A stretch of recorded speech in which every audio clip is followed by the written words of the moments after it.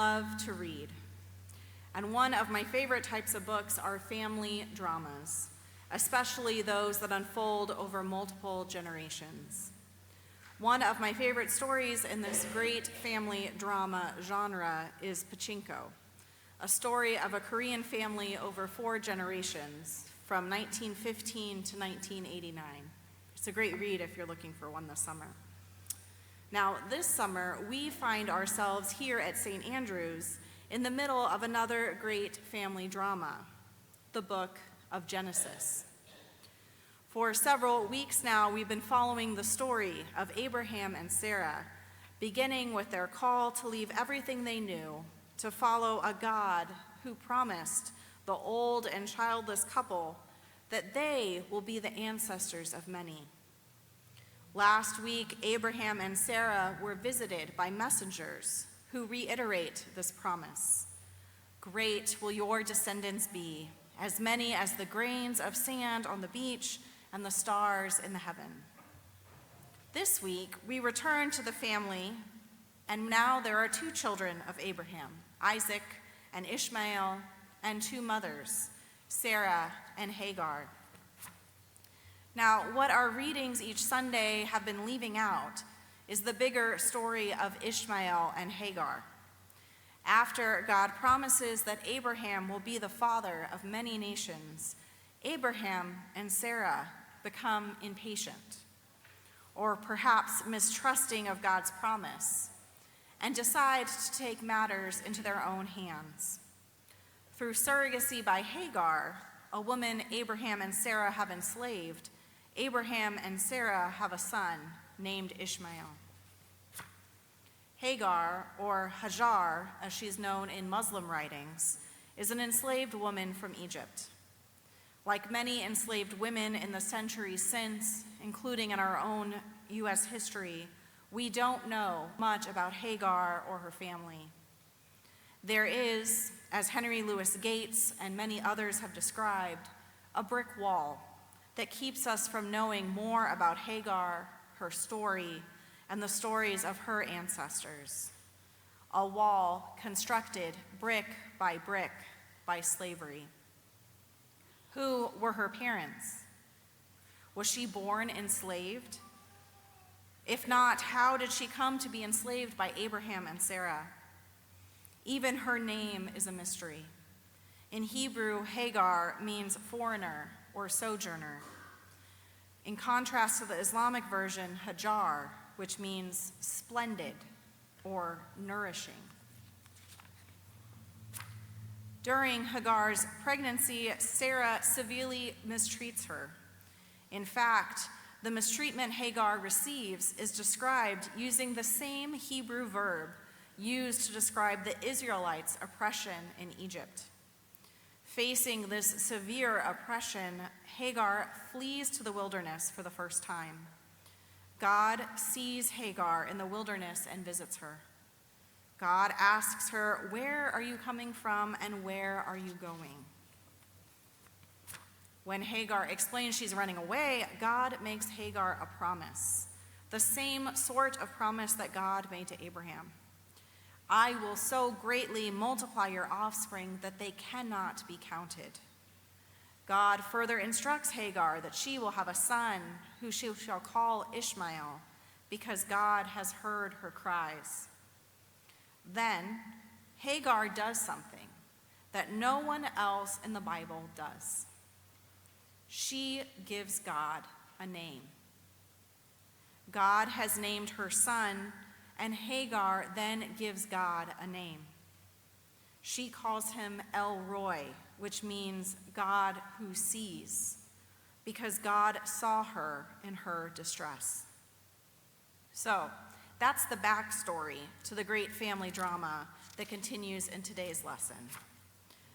In today's chapter of the story, Isaac has been weaned, and while Isaac and Ishmael are playing together, Sarah realizes that Ishmael, while once the assurance that she and Abraham sought as fulfillment for God's promise of descendants, is now not a comfort to them, but a threat. With Ishmael in the picture, Isaac is not the firstborn son, which means he won't inherit the double portion that eldest sons got from their fathers.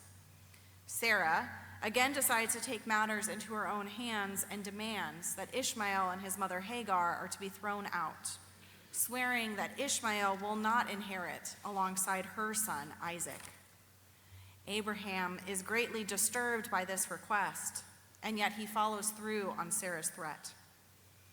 Like many slaveholders who sold their own children born to enslaved mothers at slave auctions, Abraham sends Hagar and her son Ishmael away to a certain death.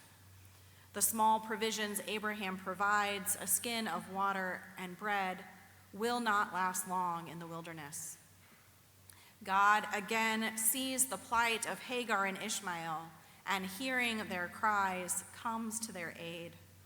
God provides water for the fleeing family and promises that there will be a great nation through Ishmael, reiterating the promise God made to Hagar the first time she found herself crying in the wilderness. While the covenant that God makes with Abraham may run through Isaac, God has made another covenantal promise to Ishmael and his descendants. Our God is a God of commitment, a God who makes promises and keeps them. And yet, this commitment can bring conflict, as Jesus reminds us in our gospel story from Matthew today. When Jesus says, "I have come not to bring peace, but a sword," and "for I have come to set a man against his father and a daughter against her mother," at first blush, that doesn't sound like the Jesus who says, "Blessed are the peacemakers."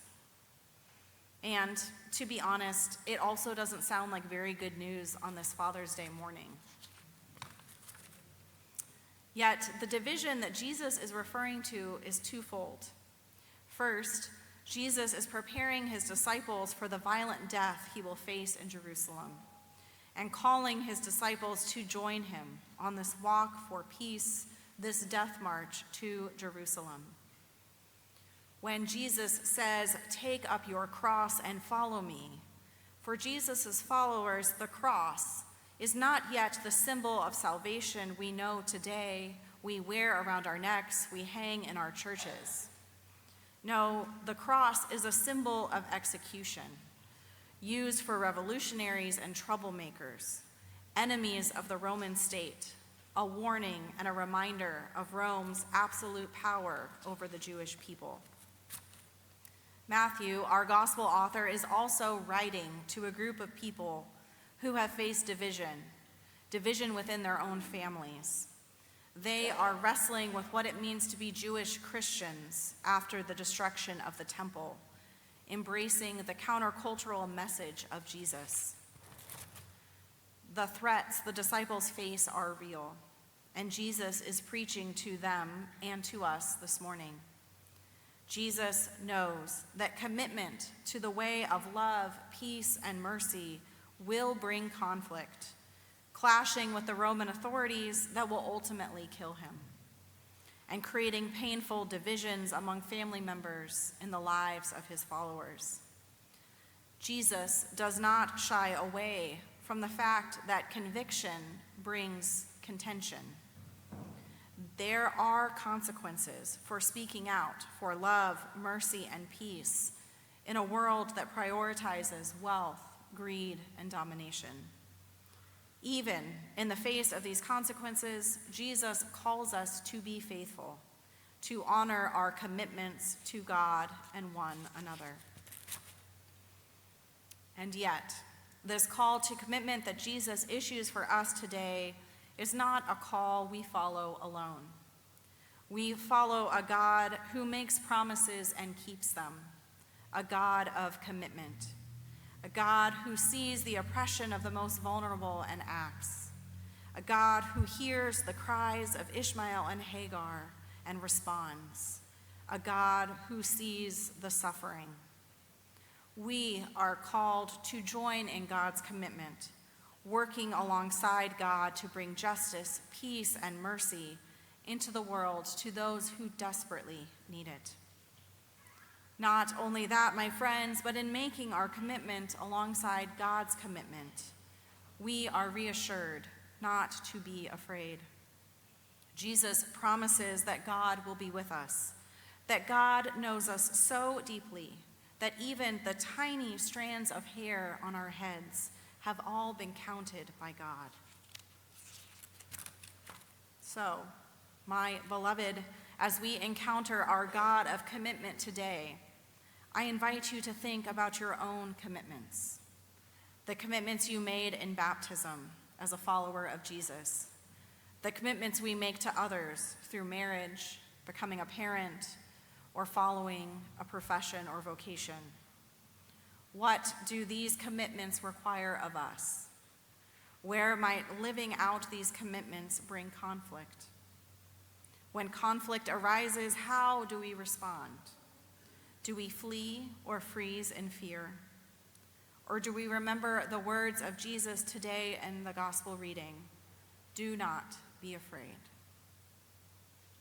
May we have the courage to keep our promises in the name of the one who fulfills all his promises. Amen.